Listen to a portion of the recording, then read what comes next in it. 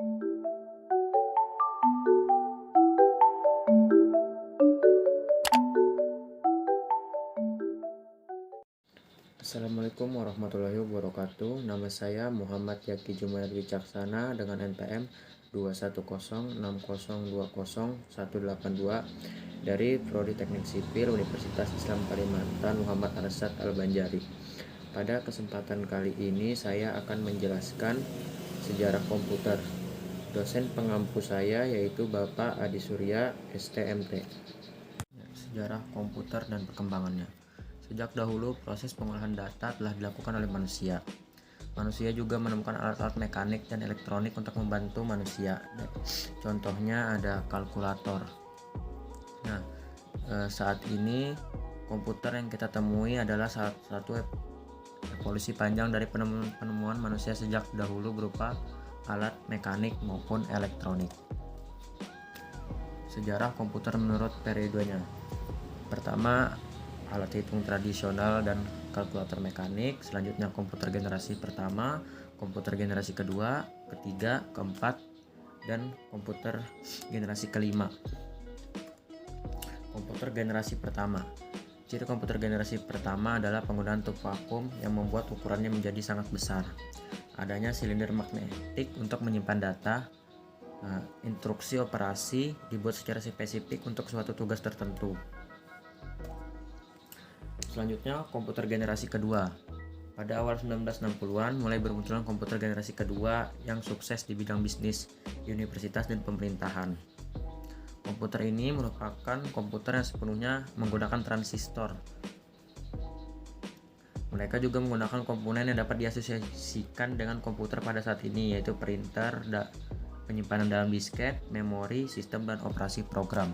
Ciri-ciri komputer pada generasi kedua sudah menggunakan transistor sehingga ukurannya menjadi lebih kecil, muncul bahasa pemrograman COBOL dan Fortran dan lain-lain.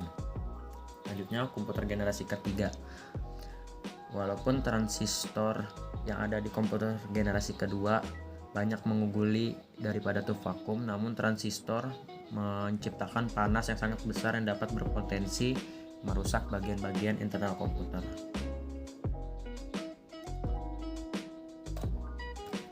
Ini ciri-ciri pada komputer pada generasi ketiga, penggunaan IC atau Integrated Circuit, dan ditemukannya sistem operasi. Komputer generasi keempat 1979 sampai sekarang. Setelah IC, tujuan pengembangan menjadi lebih jelas, mengecilkan ukuran sirkuit dan komponen-komponen elektrik. Large Scale Integration atau LSI dapat membuat ratusan komponen dalam sebuah chip.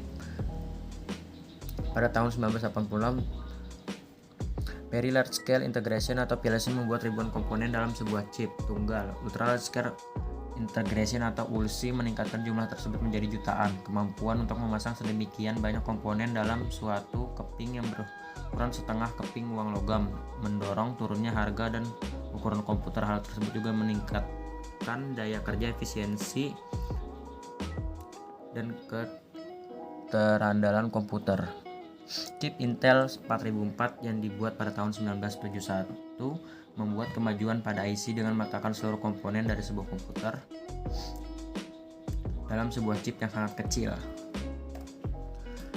Pada tahun 1981, IBM memperkenalkan penggunaan PC atau personal komputer untuk penggunaan di rumah, kantor, dan sekolah. Jumlah PC yang digunakan melonjak dari 2 juta di tahun 1981 menjadi 5,5 juta di tahun 1982 dan 10 tahun kemudian menjadi 65 juta PC digunakan. Komputer selanjutnya berevolusi ke bentuk yang lebih kecil yang bisa ada di atas meja, yaitu desktop komputer, dan menjadi komputer lagi yang dapat dibawa kemana-mana, yaitu laptop. Pada masa sekarang kita mengenal perjalanan IBM kompatibel dengan pemakaian CPU IBM Pentium 2, 4, dan sebagainya. Ciri-ciri komputer generasi keempat yaitu menggunakan LSPI, PLSI, dan ULSI. Jadi kesimpulannya, perkembangan komputer dari generasi ke generasi semakin berkembang dan semakin cepat dan pesat karena masyarakatnya yang ingin lebih pintar dan ingin maju dengan adanya laptop dan komputer yang sudah canggih pun akan tergeser, yaitu oleh teknologi mini komputer di masa depan yang sedang dipromosikan lebih praktis dan lebih hebat teknologi dari sekarang. Dari hal itu saja komputer sudah menunjukkan perubahan dari generasi pertama sekarang sangatlah cepat.